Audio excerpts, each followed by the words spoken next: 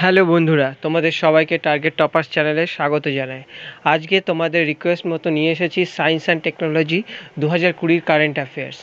আমি কিন্তু তোমাদের পার্ট পার্ট করে টপিক ওয়াইজ কারেন্ট অ্যাফেয়ার্স দেবো। লাইক আজকে তোমাদের জন্য সায়েন্স অ্যান্ড টেকনোলজির উপরে নিয়ে এসেছি, এরপরে স্পোর্টস রিলেটেড, দেন অ্যাওয়ার্ডস রিলেটেড, এইভাবে আমি তোমাদেরকে 2020 কভার করিয়ে দেবো। তো চলো স্টার্ট করা যাক। হোপ প্রোপ থেকে UAE, that is United Arab Emirates, যেটা আরাবিয়ান একটা কান্ট্রি, এরা কিন্তু মার্স বা মঙ্গল গ্রহের উদ্দেশ্যে প্রথম ওরা একটা স্পেস মিশন লঞ্চ করেছে।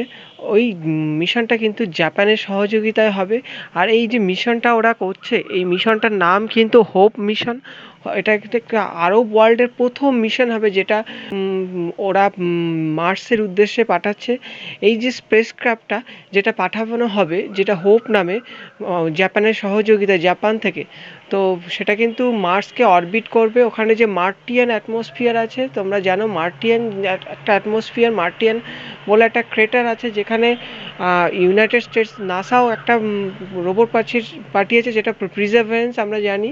ওরা ওখানে স্টাডি করছে যে ওখানে মনে করা হচ্ছে বহু আগে ওখানে কোনো লেক ছিল এবং সেখানে হয়তো কোনো প্রকার লিভিং বিংয়ের সন্ধান পাওয়া যেতে পারে ওখানে। ঠিক আছে, তো এই যে হোপ হোপ প্রোব যেটা পাঠানো হচ্ছে, এটা কিন্তু এরা কিন্তু মার্টিয়ান ক্লাইমেট যে ডাইনামিক্স থাকবে ওখান থেকে ওরা বিভিন্ন ডেটা কালেক্ট করবে, এই উদ্দেশ্যে এটা পাঠানো হয়েছে। ঠিক আছে, পরের data, A virtual class initiative first bill has been started by the Kerala government. তো কেরালা গভর্নমেন্ট কী করেছে? কেরালা গভর্নমেন্ট কিন্তু একটা প্রজেক্ট নিয়েছে, যেটা হচ্ছে ভার্চুয়াল শ্রেণীর উদ্যোগে বেল প্রজেক্ট। এই প্রজেক্টে ক্লাস, যে সমস্ত গভর্নমেন্টের যে সমস্ত ক্লাস, সেইগুলো কিন্তু টেলিভিশন চ্যানেলে অ্যাভেলেবেল করা হবে নেটওয়ার্কে, direct two home service over the internet. Classes will be air through the kites. ঠিক আছে, কাইট অ্যান্ড ভিক্টার্স। ভিক্টার মানে কি? Versatile ICT enable resource for students channel এবং অনলাইন প্ল্যাটফর্ম। এই সমস্ত অনলাইন প্ল্যাটফর্ম এবং টিভি চ্যানেল এর মাধ্যমে এই প্রকল্পটার মাধ্যমে দিয়ে স্টুডেন্টদের কাছে রিচ করা হবে, প্রত্যেকটা স্টুডেন্টের কাছে অনলাইন মোডে। পরেরটা, digital quality life index 2020। Digital life quality index কি? According to global research release by online privacy solution provider shark. তো শার্ক কি একটা সংস্থা, এরা কি করে? এরা ডিজিটাল কোয়ালিটি লাইফের যে ইন্ডেক্স, সেটা এরা প্রতি বছর প্রকাশিত করে।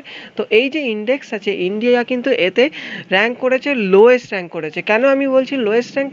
কারণ এরা 85 কান্ট্রিজের একটা লিস্ট দিয়েছিল, out of that 85 India ranked at 79। ঠিক আছে, এছাড়া এর যে র্যাঙ্কিং হয়েছে, এরা কিন্তু গুয়াতামালা বা শ্রীলঙ্কার থেকেও নিচে হয়েছে। তবে একটা কথা, ইন্ডিয়া এক্ষেত্রে ইন্টারনেট অ্যাফোর্ডেবিলিটি যেটাকে বলে, বা যেটা তোমরা বলতে পারো খুব চিপ ডেটা, সেই ক্ষেত্রে কিন্তু ভারতবর্ষ পৃথিবীর মধ্যে 10 নম্বর স্থানে অধিকার করছে। ঠিক আছে, পরেরটা, শুক্রায়ন মিশন। শুক্রায়ন মিশন কি? ভারত একটা প্রোগ্রাম নিয়েছে, তোমরা জানো শুক্রায়ন মিশন, যেটা লঞ্চ হবে কিন্তু ভবিষ্যতে। সেটার জন্য ইসরো কিন্তু শর্ট লিস্ট করেছে 20টা এক্সপেরিমেন্টস বেস প্রপোজালকে। প্রপোজ ভেনাস অরবিটার শুক্রায়ন মানে কি?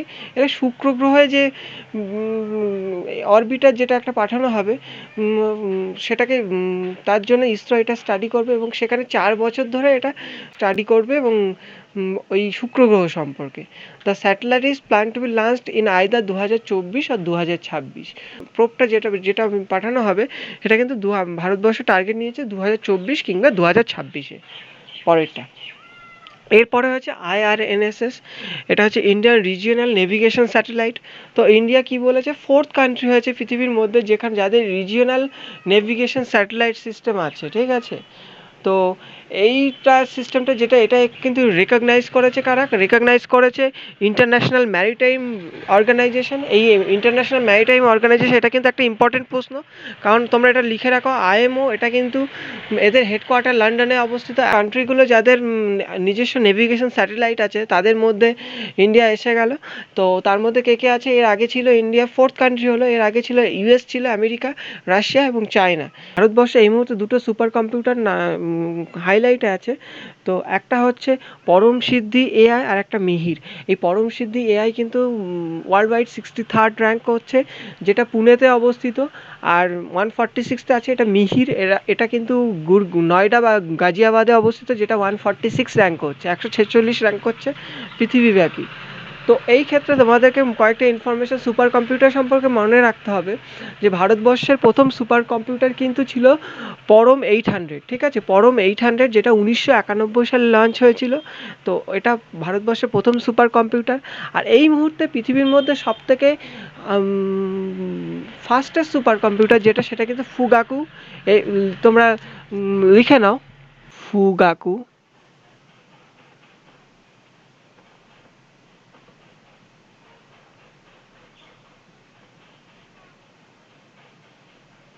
ফুগাকু এটা কিন্তু এই মুহূর্তে পৃথিবীর মধ্যে সবথেকে ফাস্টেস্ট সুপার কম্পিউটার। আর এই ফুগাকু কিন্তু জাপানে অবস্থিত, ঠিক আছে? জাপানের সুপার কম্পিউটার এই ফুগাকু, এটা তোমাদেরকে মনে রাখতে হবে। পরেরটা সেন্টিনেল-6 স্যাটেলাইট। তো সেন্টিনেল-6 স্যাটেলাইটটা কী হয়েছে, এটা কিন্তু একটা কোপারনিকাস সেন্টিনেল-6 মাইকেল ফিলিপস স্যাটেলাইট, যে সমুদ্র মহাসাগরকে মনিটর করার জন্য, মনিটর মানে কি, অবজারভেশন করার জন্য ওখানে কি হচ্ছে, কিভাবে মহাসাগরের যে কারেন্ট সেটা কোন দিকে বইছে, কিভাবে বইছে, ওখানে টেম্পারেচার কেমন, কোনো সাইক্লোন কিছু হচ্ছে কি না, সেইগুলো দেখার জন্য। তো স্পেসএক্স যে কোম্পানি আছে, এটা কিন্তু 2002 সালে এস্টাবলিশড হয়েছিল। হ্যাঁ, তোমাদের এটা মনে রাখতে হবে। আর এই স্পেসএক্সের যিনি সিইও আছেন, উনি কিন্তু এলন মাস্ক। তো ওনার যে আরেকটা কোম্পানি আছে টেসলা, যারা ইলেকট্রিক কার তৈরি করে, সারা পৃথিবী বিখ্যাত। এই ইনফরমেশনগুলো আমি তোমাদেরকে কেন বলছি, কারণ এই টাইপের ইনফরমেশন রিলেটেডগুলো তোমাদের জেনে রাখা দরকার। এই টাইপে এসে যায় অনেক সময় স্ট্র্যাটেজিকের মধ্যে। এটা ইওস-1। তো ইসরো কিন্তু প্রথম আর্থ অবজারভেটরি স্যাটেলাইট লঞ্চ করেছে, যেটার নাম হচ্ছে ইওস-1। তোমরা দেখতে পাচ্ছ স্লাইডে। এরকম স্লাইডটা, এটা কিন্তু 9টা বাইরের যে বিদেশি যে স্যাটেলাইট আছে তাদের সাথে এইটা লঞ্চ করা হয়েছে, এবং এটা পিএসএলভি রকেট সিস্টেমের দ্বারা লঞ্চ করা হয়েছে, ঠিক আছে? পরেরটা সিএমএস-1 কি, ইসরো আর একটা প্রোগ্রাম লঞ্চ করেছে, সেটা হচ্ছে India successful 42nd communication satellite. CMS one যেটা, এটা কিন্তু একটা কমিউনিকেশন স্যাটেলাইট। আর এটা সতীশ ধাওয়ান স্পেস স্টেশন থেকে লঞ্চ করা হয়েছে। তোমরা জানো সতীশ ধাওয়ান হলেন ভারতবর্ষের স্পেস রিসার্চের জনক বলা হয়ে থাকে ওনাকে। তো সতীশ ধাওয়ান সেই জন্যে। আর এটা কিন্তু অন্ধ্রের যে শ্রীহরিকোটা আছে, এই অন্ধ্রের শ্রীহরিকোটা স্পেস রিসার্চ সেন্টারকে 2002 সালে সতীশ ধাওয়ান স্পেস সেন্টার বলে নামকরণ করা হয়েছিল। এরপর ডেমো-2 মিশন। তো NASA astronauts splash down safely in Gulf of Mexico for the first time in commercially built and operated American crew spacecraft returning from international space station. তো কী হয়েছে, America একটা ভিন্ন রকমের প্রচেষ্টা করেছে। এতদিন কিন্তু আমেরিকা যখন স্পেস স্টেশনে কিছু পাঠাতো, এই বহু বছর ধরে ওরা রাশিয়ার সহযোগিতায় পাঠাতো। তো রাশিয়ার সহযোগিতা পাঠানোর ফলে ওদের প্রচুর খরচা হতো। এই খরচাটা যাতে কম হয় এবং নিজস্ব একটা ইন্ডিজেনাস ইন্ডাস্ট্রি গড়ে তোলার জন্য স্পেস এক্সকে দিয়ে ওরা প্রথম পাঠিয়েছিল। তো এই মিশনটা চালু করেছে, তো সেটা ডেমো-2 মিশন GW190412। এটা কিন্তু একটা গ্র্যাভিটেশনাল অবজারভেটরিজ। হ্যাঁ, তো এটাকে লিগো বলি আমরা। তো তোমরা এখানে দেখতেই পাচ্ছ, LIGO is a large scale physics experiment and observatory, যেটা ইউনাইটেড স্টেটসে আছে। এদের কাজ কি, এদের কাজ হচ্ছে ডিটেক্ট গ্র্যাভিটেশনাল, এদের কাজ কিন্তু ডিটেক্ট করা কসমিক গ্র্যাভিটেশনাল ওয়েভস, যেটা আমরা জানি যে আইনস্টাইন বলেছিলেন। তো আইনস্টাইনের জেনারেল থিওরি অনুযায়ী, তো এই তো আমেরিকা যেটা লিগো এই প্রজেক্টটা আছে, সেই সিমিলার একটা ইন্ডিয়া কিন্তু একটা করেছে। দিস প্রজেক্ট উইল বি, হ্যাঁ ঠিক আছে। তো এই যে প্রজেক্টটা, সেটা কাদের উদ্যোগে করা হচ্ছে, department of energy and department of science and technology এই প্রজেক্টটা করছে ইন্ডিয়াতে। পরেরটা paddy watch app. Researchers are developing the fast real-time monitoring platform for rice field, which will give information about the quantity of rice planted and harvested achieved. This project is undertaken. তাহলে কি বলছে, রিসার্চার্সরা কি করেছেন, develop করছেন প্রথম real time একটা monitoring app, যেটা কি ধানের ফসলের পরিমাণ এবং ফসল সংক্রান্ত তথ্য রিয়াল টাইমে সেটা মানুষের কাছে পাঠিয়ে এই দ্য প্রজেক্ট তাহলে কি এই যাতে কী করা হয়েছে যে এই প্রজেক্টের মাধ্যমে কী হবে যে ধানের ফসলের উৎপাদন এবং তার সম্পর্কিত যে সমস্ত ইনফরমেশান সেইগুলো ওরা পেয়ে যাবে। তো এই যে প্রজেক্টটা করা হয়েছে এটা কার কোলাবোরেশনে করা হয়েছে? গুগল আর্থ এবং গ্রুপ অফ আর্থ অবজারভেশনস এই এদের কোলাবোরেশনের মধ্য দিয়ে এটা করা হয়েছে। পরেরটা কমেট সি 2020 F3 নিউওসিস, ঠিক আছে? তো এটা একটা কমেট যেটা পৃথিবীর খুব কাছ দিয়ে চলে গেছিলো 22শে জুলাই এই তারিখে। ইট ওয়াজ প্রথম, এটা কিন্তু নাসার যে স্পেস ক্রাফট আসছে সেই স্পেস ক্রাফট কিন্তু প্রথম অবজার্ভ করেছিল হোয়াইট নিওওয়াইজ। তো এদের এই জন্যে এই নামকরণ করা হয়েছে নিওওয়াইজ। পরেরটা সুপার ক্যাপাসিটর। সুপার ক্যাপাসিটর কি? ধারক, সুপার ধারক। আমরা জানি ধারক তো তোমরা জানো নিশ্চয়ই বাংলায়। তো scientist at the International Advanced Research Center for Powder Meteorology and New Materials have developed a low-cost, environment-friendly, sustainable supercapacitor electrode derived from industrial waste cotton. তো ইন্ডাস্ট্রিয়াল ওয়েস্ট মানে কি? ইন্ডাস্ট্রিতে ব্যবহার করা হয় যে তার থেকে যে বজ্র যে পদার্থগুলো যেগুলো ব্যবহারযোগ্য নয় সেই কটন থেকে, তার থেকে সুপার ক্যাপাসিটর যেটা সেটা সায়েন্টিস্টরা তৈরি করেছেন এবং এটা খুব লো কস্ট এবং এনভায়রনমেন্ট ফ্রেন্ডলি। এরপরে কাইজাও 11 রকেট। কাইজাও 11 রকেট কি? কাইজাও 11 রকেট কিন্তু চায়না লঞ্চ করেছে। আর হ্যাঁ, এদের যে ফুয়েলটা আছে ওটা কিন্তু সলিড ফুয়েল স্টেজ, ঠিক আছে? এটা সলিডে হয়, কারণ রকেটের সিস্টেম আছে একটা লিকুইড ফুয়েল থাকে আর একটা হচ্ছে সলিড ফুয়েল থাকে। তো এটা সলিড ফুয়েল থাকে যেটা অনেকটা ইকোনমিক্যাল হয়ে থাকে। একটা ক্যাপ্টেন অর্জুন। রেলওয়ে প্রোটেকশন বা আরপিএফ এরা কিন্তু একটা রোবট বের করেছে যার নাম হচ্ছে ক্যাপ্টেন অর্জুন। তো এই ক্যাপ্টেন অর্জুনের ফুল ফর্ম কি? Always be responsible and just use to be nice to intensify the screening and surveillance. তো এর কাজ কি? এই রোবটটার এর কাজ হচ্ছে হচ্ছে ভালো করে থার্মাল স্ক্রিনিং করা প্যাসেঞ্জারদেরকে, এছাড়া সার্ভেলেন্স করা।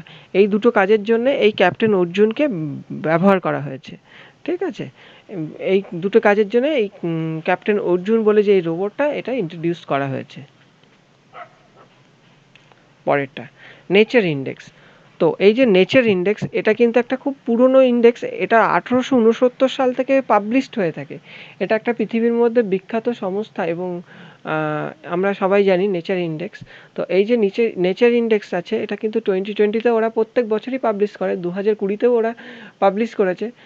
তো সেই নেচার ইন্ডেক্সের অনুযায়ী ভারতবর্ষ এই মুহূর্তে 12th র্যাঙ্ক করছে গ্লোবালি সায়েন্স এবং রিসার্চের বিষয়ে, ঠিক আছে?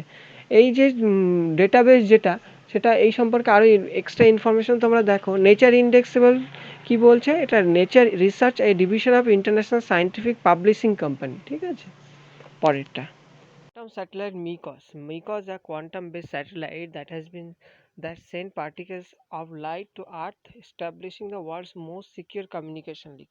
এখানে কি বলছে যে কোয়ান্টাম স্যাটেলাইট এটা চায়না লঞ্চ করেছে, যেটা হচ্ছে পৃথিবীর মধ্যে মনে করা হচ্ছে সব থেকে সিকিওর যেটা সেই রকম কমিউনিকেশন এই কোয়ান্টাম স্যাটেলাইট এরা প্রোভাইড করবে, ঠিক আছে? পরেরটা মরিচ। মরিচ কি বলছে? Indian navy said it has inducted an advent anti torpedo decoy system যার নাম হচ্ছে মরিচ। এতদিন আমরা জানতাম যে প্রত্যেকটা সাবমেরিন থেকে টর্পেডো থাকে, সেই টর্পেডো থেকে আমরা শত্রুপক্ষকে আঘাত করতে পারি। বাট এবার কি হচ্ছে যে এই টর্পেডো থেকে হানা থেকে বাঁচার জন্য যে অ্যান্টি টর্পেডো সিস্টেম যেটা সেই মরিচ সিস্টেম সেটা ইন্ডিয়া ডেভেলপ করেছে। আর এটা কি করেছে? এটা করেছে DRDO, defence research and development organisation, যাদের হেডকোয়ার্টার নিউ দিল্লিতে এবং এস্টাবলিশড হয়েছিল 1958-এ, ঠিক আছে? পরেরটা এরপর হচ্ছে আদিত্য, ইন্ডিয়ার ফার্স্ট সোলার ফেরি। তো ইন্ডিয়ার ফার্স্ট সোলার ফেরি কি? আদিত্য হচ্ছে ভারতের প্রথম সৌরচালিত ফেরি, যেটা হচ্ছে কেরালাতে হয়েছে এবং এটা কিন্তু গুস্তেভা ত্রুভা অ্যাওয়ার্ড যেটা আছে সেটার জন্য মনোনীত হয়েছে। তো এই যে আদিত্য যে ফেরি এই ভেসেলটা এটা কারা অপারেট করে? এটা হচ্ছে Kerala state water transport department water করে। আর এটা হচ্ছে build and design by Navalt solar and electric boats. BeiDou navigation satellite system.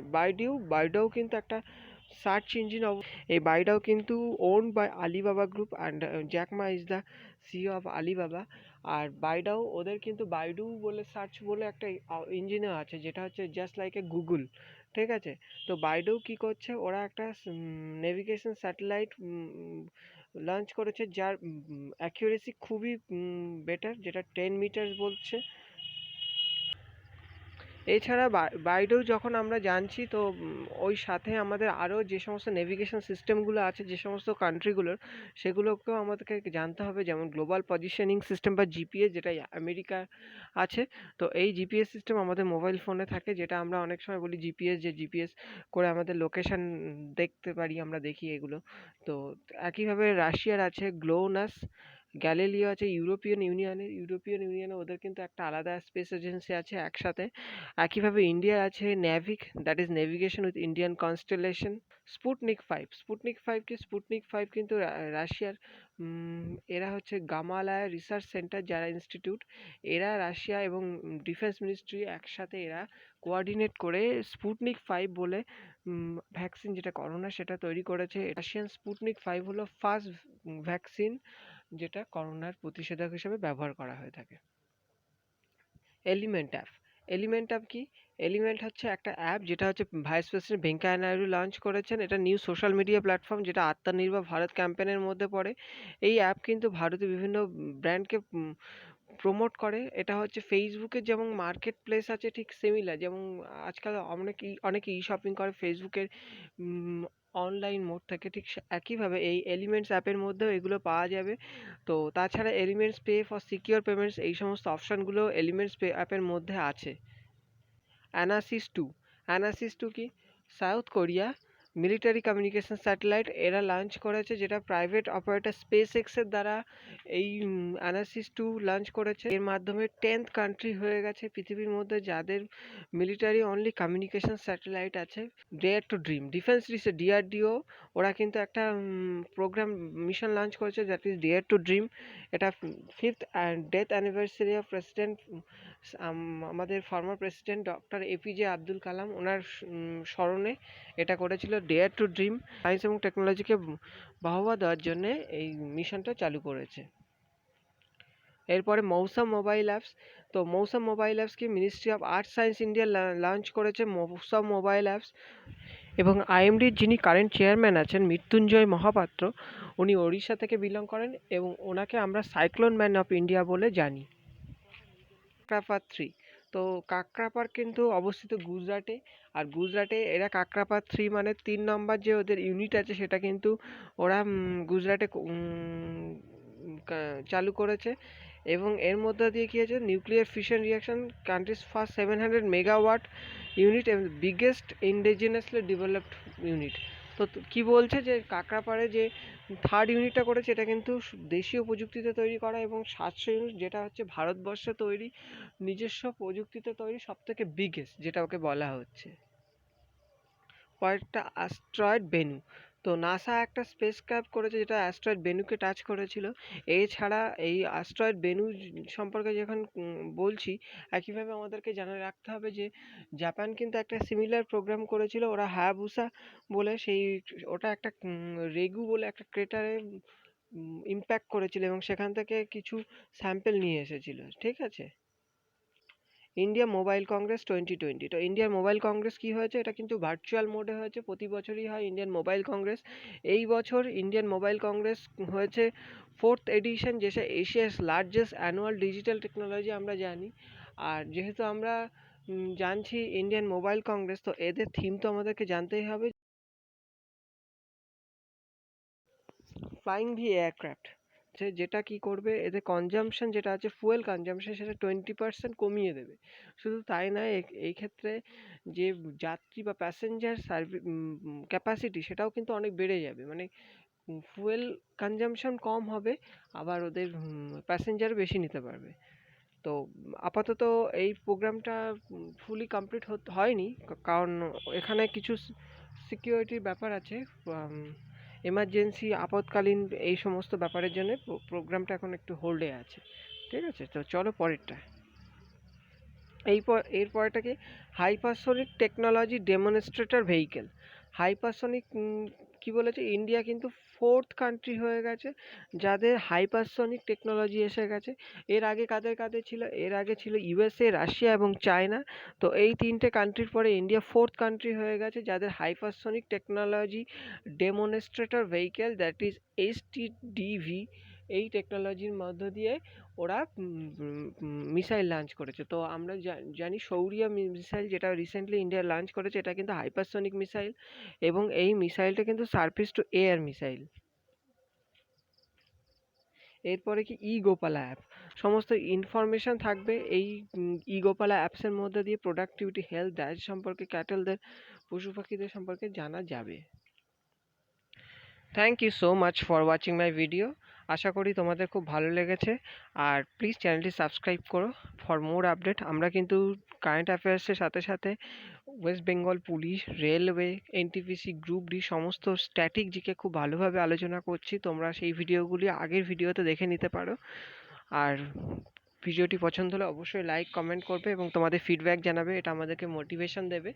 এবং আমরা ফিরে আসবো নেক্সট ভিডিওতে। Thank you for watching my video once more, and by.